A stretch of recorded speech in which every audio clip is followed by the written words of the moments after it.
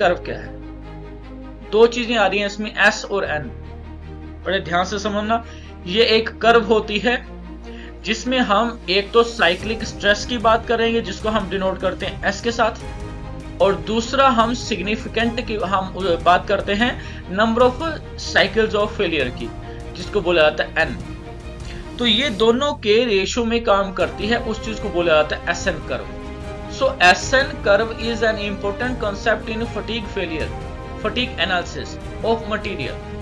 ये fatigue analysis of material में एक बहुत इंपॉर्टेंट कॉन्सेप्ट है जो कि क्या है, S N curve. It represents the relationship, ये क्या रिप्रेजेंट करता है, रिलेशनशिप किसके बिटवीन करता है, स्ट्रेस जो कि साइक्लिक स्ट्रेस है जिसे हम डिनोट करते हैं एस के साथ, and the number of cycle to failure जिसको हम डिनोट करेंगे एन के साथ, for a material subjected to repeated और साइक्लिक लोडिंग।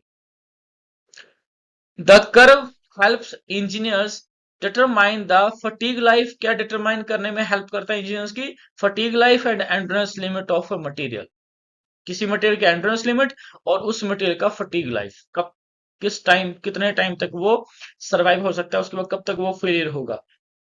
ये दोनों चीजें जो है वो हमें पता लगती हैं एस एन कर्व के द्वारा। सिंपल डेफिनेशन को समझें, the S N curve is a graph, ये एक ग्राफ है that shows the relationship between magnitude of a cyclic stress which is denoted by the S and the number of cycle to failure which is denoted by the n of a material.